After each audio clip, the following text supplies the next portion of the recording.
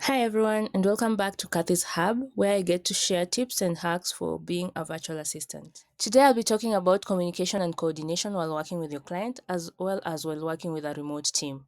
I'll also do a small tutorial on how to use Slack, so stick around till the end for the tutorial. And if you haven't subscribed yet, please hit the subscribe button and hit the notification bell so that you don't miss out on part 2 of this video. So let's get started. So let's start by first understanding what is communication and what is coordination. So communication, as we all know, is sharing of information, which ensures that everyone stays aligned on their objectives and their roles. While when it comes to coordination, it's all about aligning individual efforts towards a common goal within the organization. While there is a lot of reasons why communication and coordination is important within a team, I'll just stick to four. One, it ensures efficient workflows between team members. It also minimizes misunderstandings and errors, therefore reducing conflict. It also builds trust among team members and also between you and your client while working remotely. And it boosts productivity and also boosts client satisfaction. So it's very important to master communication while dealing with clients remotely. Now, let's have a look at the different types of communications out there. Now, I'm going to cover five main types of communication that show up in our daily work, each one useful in its own way. But when you get to master all of them and know how to use them and the right time to use them, we stay organized and avoid confusion. So, first, we have the verbal communication. This is just talking with others. It is the easiest way to share ideas.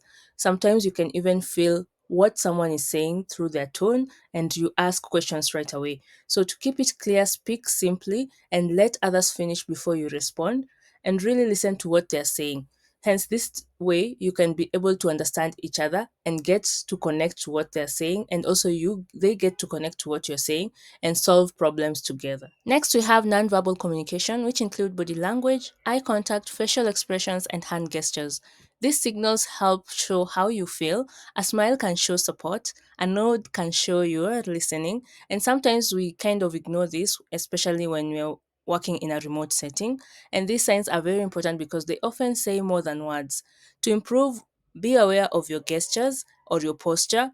And most importantly, when doing virtual meetings, make eye contact.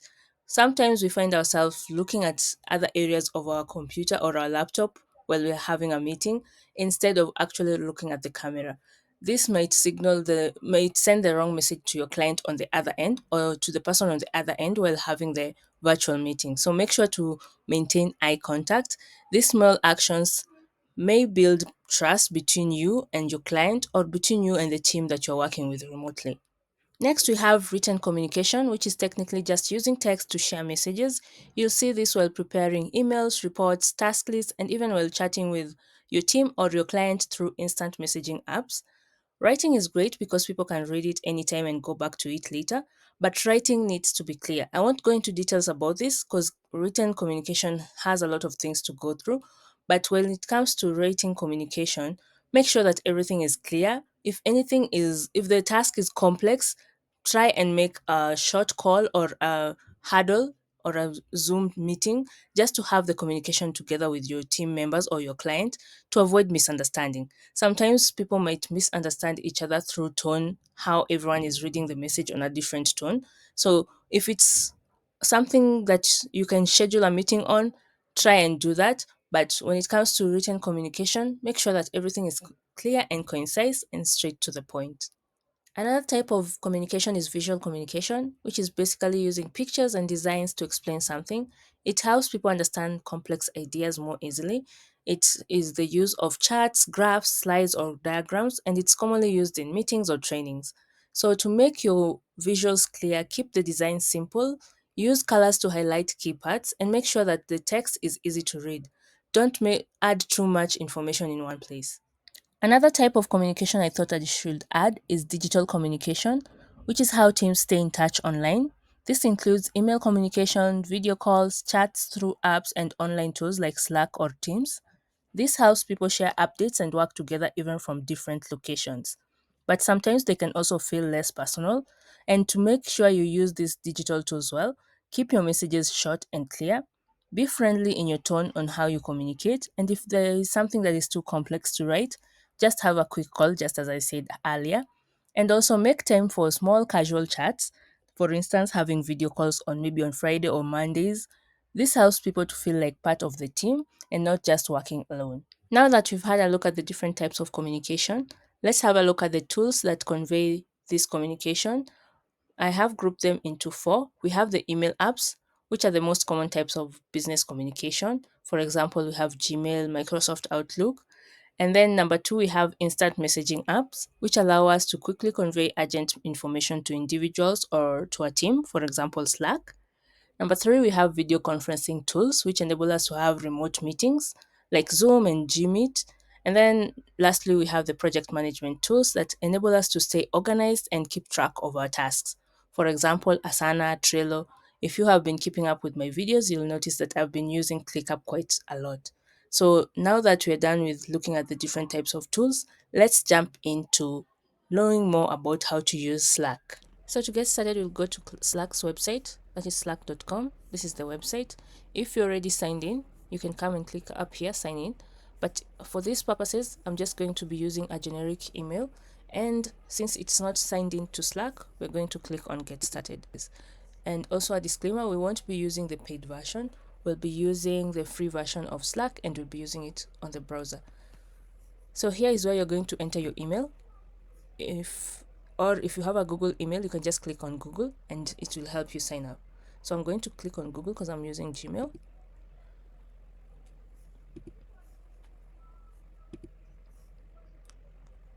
And then it will take me to this space where I get to create the workspace if I don't have a workspace already. So if you have been invited by your client to a workspace, that is the company's workspace, it will appear down here and you'll be able to join their workspace. As you can see here, is your team already on Slack? We couldn't find any existing workspace. So if there was a workspace that you were invited to using this particular email, it will show up here. So I'm going to show you just how to create a workspace because for this email, it's new. We haven't been invited to any workspace. So just in case your client wants you to create a workspace for the company on Slack, this is how you're going to do it. So you'll just come here and click on Create Workspace. Once you click on that, it will take you to another page where you can be able now to enter the details of the workspace you want to create. Here you're going to add your name and your photo. This is because this profile is new. We just signed in. We just signed up, so it's new. So you're going to add the name of your client since it's for the company, and then his photo or her photo, and then click on Next. After you've clicked on Next, now you're going to name the workspace. So let's say the company is called Designer Inc. So that's going to be the name of the workspace, and then you're going to click on Next. So basically what a workspace is more or less like a group chat, like the one you can have on WhatsApp or on GChat. So it's a group chat for the team. It enables you to exchange ideas, but now the only difference is that for the workspace in Slack, the group chat will have different departments within it. So, or different, let's say, channels for different types of communication. So like this workspace is called Designer Inc. This is the workspace for the company. We're going to have different channels within it that is for different departments. Let's say the company is a company that offers graphic design. We're going to have maybe different departments that do maybe social media support, marketing, or the design team. So it's going to have different channels for different departments and for different purposes. So for this section, this is step 3, you're going to now add your team members. That is, you're going to add the emails of your colleagues or the colleagues that are going to be part of the workspace in the company. So once you've done that, let's say we add one person just to see how it works. There are two ways you can do this. Like right now, I've added an email over here. The invite has been sent to their email and they have been added to the workspace over here. So you can add the email over on this space, or you can copy the invitation link and then email it to, just send it directly to them. And then once you've done that, you just click on Next. And now here you have the option to either choose the paid version or you can use the free version. So for our session, you're going to be using the free version. So once you've done that, the channel will be created and then you'll be shown different steps on how to use Slack, which I don't think I'm going to go through it. So now the workspace has been created. It's right here. You can create multiple workspaces for different purposes. So I'm just going to stick to this one. As you can see, we have created the Designer Inc. workspace, and automatically it creates for us different channels. We have all Designer Inc. This is an all general channel. This is where you can chat with the group, with the team over here. And then you have different channels. You can be able to change those channels, even the names, just to suit the purpose of the workspace. So basically how Slack works is most conversations are typically organized in channels, and that's why you see we have different channels over here, which you can change. These are just new ones that have been created while creating the workspace that we created. And also below that, you can see the number of people that are part of the workspace. We just have two. That is myself, that is the generic email, and then the person I invited.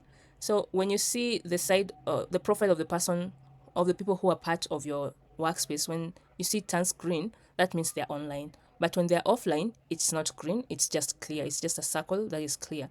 And then now, if you want to invite more people to your workspace or to the company's workspace, you just come up here on the workspace, you click on this arrow, and then you click on invite people to Designer Inc.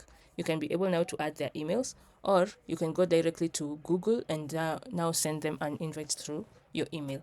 And the invite link can be copied to your email while you're sending that. Also, there's a copy of the invite down here. Let me tell you about the view before we start looking at everything that is part of Slack. We have the panel, the left panel over here, which we have the home icon. We have the DMs. These are direct messages that someone has sent you. They always appear here. And then here we have activities. Any activities that you're part of, that is any conversations that you're part of, they always appear here. Any conversations that you've had, they appear here in hierarchy in way that you have been conversing with those people. And then you have files. So here we have files. These are all the files that have been shared within the workspace. And then you have canvases. Canvases are like whiteboards that gives the team within the workspace a collaborative space to share ideas. So we have different templates over here, as you can see. We have employee onboarding. There are different templates that you can use. You can just click on use template and then edit it to your liking. So mostly what I have used from this list is the employee onboarding tool to create an SOP for onboarding employees for the team, and also the weekly sync. I have used it quite a bit. I edited it to my liking, to how I would like to update my client, and then now I always just edit it a bit and share it with my client. So there are other things that you can add. Also, we have weekly one-on-ones. You can add that as well if you'd like to use it. It's going to help you in planning how your meeting is going to be for your team, or if you're having a one-on-one with one of the team members. So these templates are quite useful. And then we have now the lists. Lists are more of tools that are used to keep track of projects or tasks. We also have templates over here. As you can see, we have quarterly planners, project trackers. So you can use it by clicking on the use template and editing it depending on the project you're working with. And then now you can just use it within the team. So apart from files, we also have more here. We have tools. These tools are mostly used for creating workflows within the organization. If there are tools that you are using within the team, within the company, you can integrate it with Slack. As you can see, there are different workflows that you can use. We have different templates, and also we have different apps over here. You can integrate them with Slack. So you can integrate your Google Drive, your calendar Google Drive. If you integrate it with Slack, you can be able to share files that are within the drive. You can use Google Calendar also as well. We have Zoom. You can integrate Zoom with Slack so that whenever you want to plan a meeting with either a client or even a team member, you can just create it using Zoom within the platform that is within Slack. We have Jira, we have Outlook. There are a number of tools that you can integrate with Slack. As you can see, we also have Asana, Trello. So these tools in terms of integration are very useful, and also the workflows are very useful when you want to automate different things within the organization or even for the team. As you can see, we have different templates as well. So Slack has a lot of templates you can use. You don't have to start from scratch. We have weekly check-ins, automatically sends a weekly message asking for updates from the team. So this can help you, especially if you have to collect updates from the team and then compile it and send it to your client for an easy review.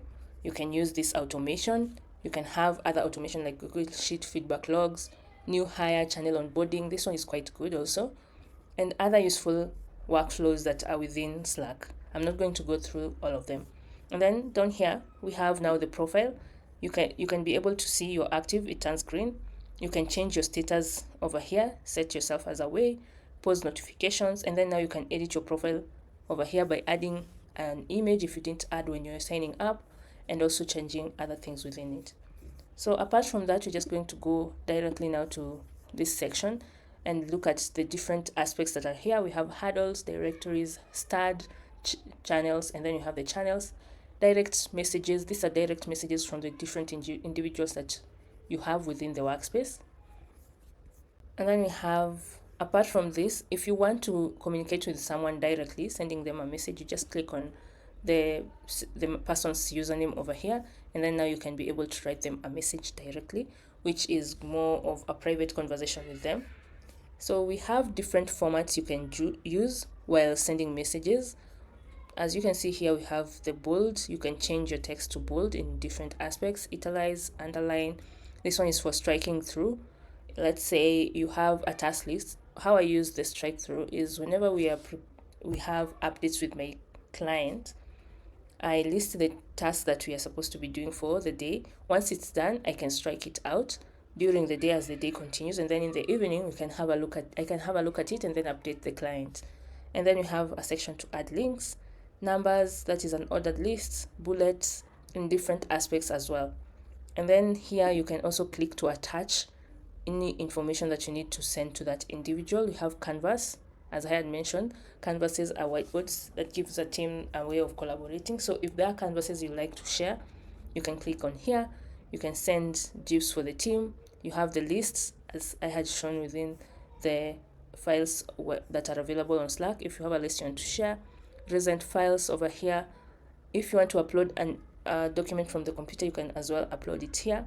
Any workflows, you can add them here. And also, if you have integrated any tools, you can now be able to share some of the things using this section. And then here we have emojis, and then we have art. This art sign is used to mention someone within the channel. I'm going to show you how to use that when working within the channel. And then we have this video clip. This one helps you to record a video clip that you want to send to an individual. Or if you don't want to do a video clip, you can do an audio section over here. You can record it, and then it will give you a chance to test your mic and then record and send. And then we have, this one is more or less like a shortcut. If you have used Notion before, as you had noted while using Notion, you can use the slash key to attach any shortcuts that you want to use. So as well as here on Slack, you can do the same thing.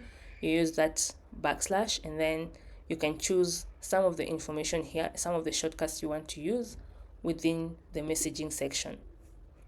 So something else I want to show you is, let me show you first how to use the @ sign to tag someone within the channel. So let's say you're using this channel, All Designer Inc. So if you want to tag, since we're just having 2 members, let's say I want to tag Jerry over here, I'll just come here and click the @ sign, and then now I can tag Jerry, or I can also tag the entire channel within this section if I want the message to go to everyone within the channel so that they get notified. To emphasize that it is a message for the entire team, I can use @channel, or I can just use an individual if the message is for an individual person. Something else also you can do is rename the channels you already have. For instance, these were channels that were automatically created by Slack while we were creating the workspace. So to rename it or change the name, you just can, once you click on the channel, it gives you a chance to now change its name, change the topic, or you can add the topic over here, the description, and any files that needs to be added within this channel can be added within here. As you can see, we have a number of members here. You can add more if you want to add more people to this channel. And then you have now different tabs that can be shown within the channel. Let me just close so that you can see. As you can see here, we have the messaging tab, and then we have the canvas tab over here if you want to add a canvas. And then you can add now new tabs either by clicking the plus sign or coming here under tabs, and you can add new tabs over here. And then you can also integrate different apps within the different channels that you have. So here you can add the integrations or check out on the integrations, and then you have now the settings. The settings enables you to just make the changes, as I had mentioned, changing the name and anything else you want to do in terms of editing the channel. As you can see here, we have huddle. So a huddle gives you a chance to have an instant call with the team or with an individual. So if you come to the settings, here you're going to be able to start a huddle, although there are other options that you can use to start a huddle.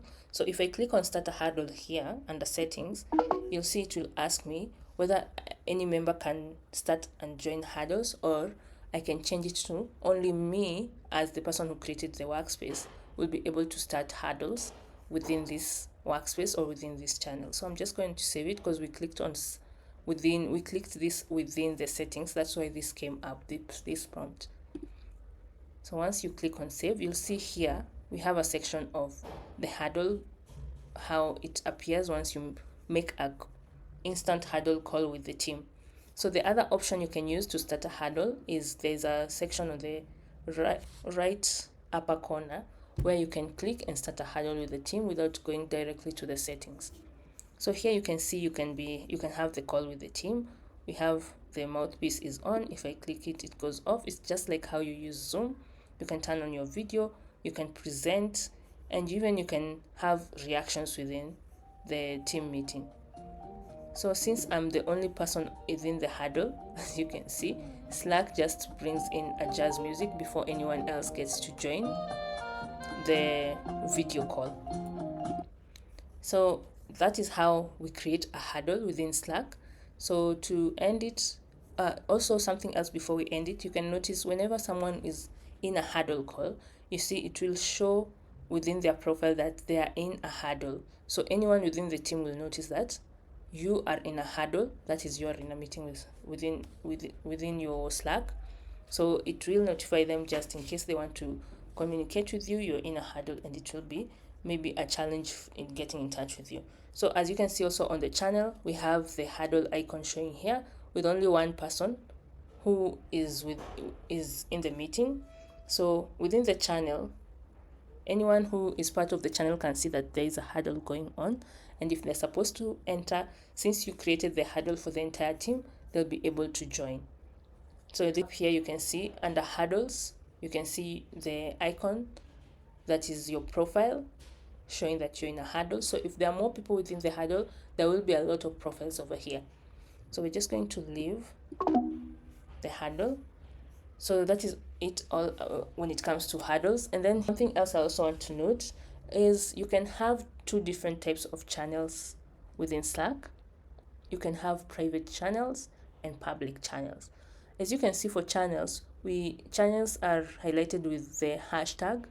So these hashtags show that these are channels, and also hashtags indicate that these are public channels. So private channels don't have hashtag, they have a lock within them.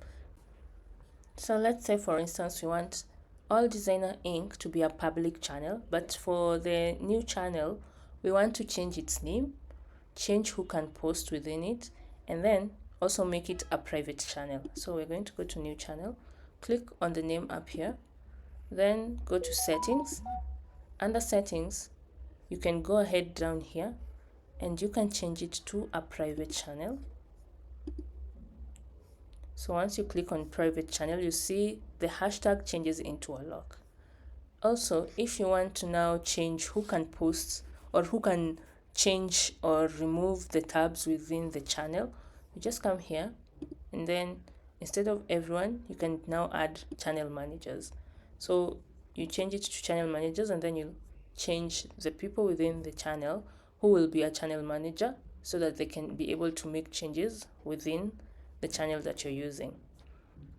Also, for the free version, you cannot be able to add people from other companies to now cooperate with you within your Slack workspace. But if you have a paid version, you can add people from other companies if you're collaborating on something so that you can have the conversation on Slack. Yeah, so that's how you make the channel to become a private channel. But if you want to change it back to a public channel, you can just click here and it will change back to the hashtag. As you can see, it will change its icon back to a hashtag showing that it's a public channel. If you want to delete a channel as well, you can just come here and delete this channel or archive the channel for everyone. So those are the basics when it comes to using Slack while working with your client as a virtual assistant. So let me know in the comment section if you have any more questions, or if you have an area that you'd like me to cover on Slack, let me know in the comment section. If you've watched till the end, thank you so much for watching and I really appreciate it. If you haven't subscribed yet, please click the subscribe button so that you don't miss out on any other videos that I'll be posting. Apart from that, thank you so much and see you in the next one.